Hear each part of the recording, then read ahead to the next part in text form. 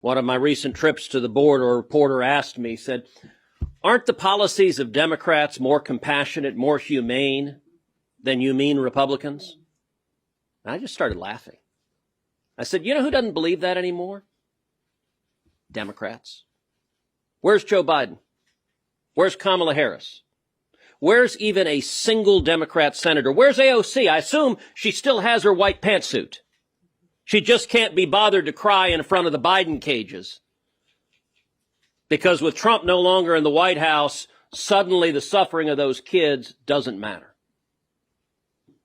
You cannot see what is happening and defend it. And by the way, the reason Biden doesn't go to the border, the reason Kamala Harris and other Democrats don't go to the border, because if they did, y'all would follow. The press would follow. And their only defense, they cannot defend what they're doing. Their only defense is to cover it up. Karine Jean-Pierre stands at the White House podium and says, people are not just walking across the border. It's not happening. There's a technical legal term for what that is. That's called bullshit. It is an utter and complete lie. It is a deliberate lie. It is a known lie. And she is lying on behalf of the President of the United States in the White House. Now, why does she lie? She lies because she counts on the press not to call her out. Was there a PolitiFact, a pants on fire done on that? No. I've invited the White House press secretary, come with me to the southern border any day and pick any hour of the day. We'll go out in 1 hour, and I guarantee you we will encounter group after group after group. You want to know how bad it is? We're now seeing Democrat mayors, Democrat governors, mayors like Eric Adams, the Democrat in New York, who says illegal immigration is destroying New York City. That's with 110,000 illegal immigrants in New York City. If 110,000 is destroying New York City, what in the hell do you think 7.6 million is doing to the state of Texas and the other states along our southern border?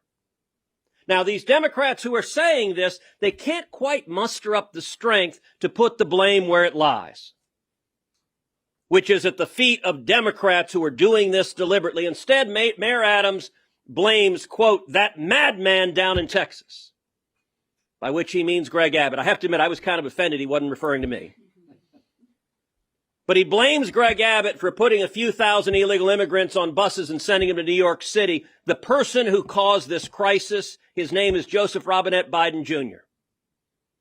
His home address is 16 blocks away. And by the way, if Eric Adams wants some help fixing this problem, he can pick up the phone and call someone else named Charles Schumer. He's a New York resident. I believe he lives in Manhattan. If the mayor doesn't have his number, we can give him Chuck Schumer's cell phone. Because Chuck Schumer is responsible, in the words of the New York mayor, for destroying New York City.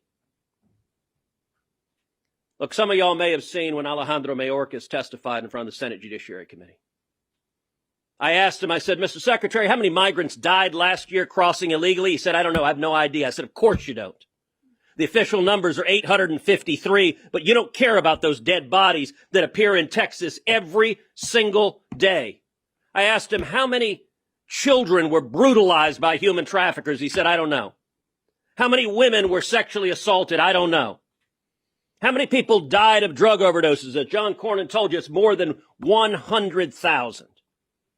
And you want to talk about something stunning? I put up a photograph with pictures of colored wristbands. I said, Mr. Secretary, what are these wristbands? And he said, I have no idea what they are. Now, look, any good lawyer will tell you, you don't ask a question you don't know the answer to. That was one answer that left me flabbergasted. Because just about every single illegal immigrant who crosses the border wears one of those wristbands. They're color-coded for how many thousands of dollars they owe the cartels. And if you stand on the banks of the Rio Grande River, you see hundreds or thousands of these wristbands. They're just like this. These are the wristbands picked up from the banks of the Rio Grande River. And the little boys, the teenagers who come in who owe thousands of dollars to the cartels, they're sent to every city in America, and they're working for the cartels to pay off those thousands of dollars. They're committing crimes in Washington, D.C., and New York, in every city in America. And if they don't pay off the cartels, their families will be murdered. And as bad as the boys have it, the girls have it even worse. There are literally thousands upon thousands of girls trapped in sex slavery to pay off their debts to the cartels. When I look at these are modern day leg irons. This is human slavery. And it is caused by the Democrats not giving a damn about the people being abused. And so I want to make a plea to the press.